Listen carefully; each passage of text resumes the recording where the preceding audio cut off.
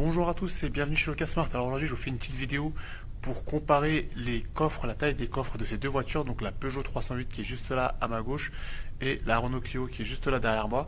Récemment j'ai une locataire qui souhaitait réserver un de ces deux véhicules et qui m'a posé la question. Donc je me suis dit ce pouvait être pas mal de comparer les coffres afin que vous ayez une idée plus claire lors de votre prochaine réservation. Alors on va commencer par la Renault Clio. Donc c'est un coffre assez standard de sa catégorie citadine. Donc c'est un coffre qui fait 300 litres, j'ai regardé les caractéristiques sur la fiche du véhicule.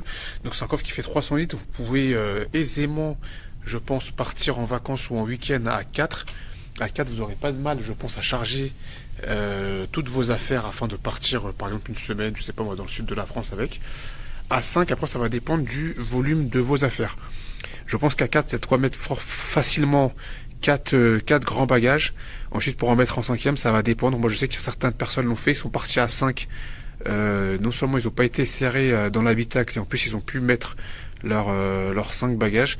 Mais ça va dépendre de vous, de ce que vous ramenez, de ce que vous êtes chargé, est-ce que vous avez des objets encombrants, est-ce que vous avez une poussette, une trottinette ou n'importe quoi d'autre du même genre. Mais sinon, si vous avez des bagages standards, je pense qu'à 5 ça peut le faire, mais vous serez pas forcément le plus à l'aise possible. Je vous remontre aussi également les sièges à l'arrière pour vous montrer un petit peu ce que je suis en train de vous dire. Je sais pas si vous voyez bien. Donc la place du milieu, c'est une vraie place. Par contre, en termes de largeur d'épaule, il n'y a pas forcément beaucoup d'espace. Donc c'est peut-être à ce niveau-là que ça va un petit peu pêcher. Donc sur un long trajet de 5 heures, 6 heures, voire 8 heures, peut-être que vous serez un petit peu serré, peut-être qu'il faudra faire pas mal de pauses, mais vous arriverez à destination à bon bord sans problème, logiquement. Hop. Ensuite, maintenant, on va passer à la 308. Donc la 308, elle est plutôt dans la catégorie compacte que citadine. Donc la catégorie compacte, on est entre la berline et la citadine du coup. Et là, comme vous pouvez le constater par rapport à tout à l'heure avec la Clio, je vais rouvrir le coffre pour vous remontrer tout ça très bien. Si vous comparez donc le coffre de la 308 juste ici et le coffre de la Clio juste là, vous constatez qu'il y a plus d'espace dans celui de la 308. Parce que la 308 a un plus grand volume de chargement. Elle dispose d'un coffre de 420 litres et ça fait qu'elle a une plus grande profondeur de coffre. Attendez, je vais juste rallumer la lumière.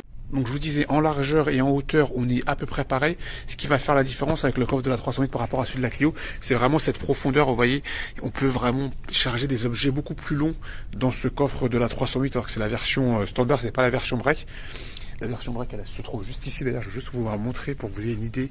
C'est pas un de mes véhicules, mais vous voyez la longueur. Si je vous montre un peu mieux sur le côté, là vous avez une 308 break.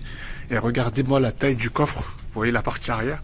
Ça c'est la taille du coffre. Et là vous imaginez bien que vous pouvez charger des objets beaucoup plus longs que dans une citadine ou dans cette voiture là. Donc enfin bref. Donc voilà. Donc là je pense qu'à 5 personnes vous serez peut-être un peu plus à l'aise. Après, comme je vous ai dit, ça dépendra toujours de ce que vous apportez en vacances, de ce que vous chargez, est-ce que vous prenez beaucoup d'affaires avec vous, des objets encombrants ou des gabarits un petit peu hors normes ou pas. Mais logiquement, je pense que ce soit avec l'une ou avec l'autre, dans tous les cas, vous pourrez arriver à bon port, à destination, avec vos bagages, mais vous serez peut-être un peu plus à l'aise, effectivement, avec plus d'espace dans le coffre de cette 308. Pareil, je vais vous montrer aussi l'habitabilité, donc les places à l'arrière. Pareil également, vous aurez un petit peu plus d'espace. Donc pareil, vous avez 3 vrais sièges à l'arrière. Donc la place centrale qui est une vraie place. Mais là par contre, en termes de largeur d'épaule, je sais pas si vous voyez bien, mais vous aurez un petit peu plus d'espace. En plus, vous avez vraiment un repose-tête. Un repose-tête sur la place centrale, ce qu'il n'y avait pas tout à l'heure, il me semble. Donc vous serez vraiment un petit peu plus à l'aise. Ce sera peut-être un peu plus agréable. Et pareil, si vous faites un long voyage, vous serez toujours forcé dans tous les cas de faire des pauses. Et même avec ce type de véhicule, donc dans tous les cas, peut-être ce sera plus confortable, mais dans tous les cas, il faudra quand même s'arrêter pour arriver à bon port. Donc j'espère que cette vidéo vous aura plu et répondra à vos questions concernant justement l'habitabilité de ces deux véhicules ainsi que le volume de chargement.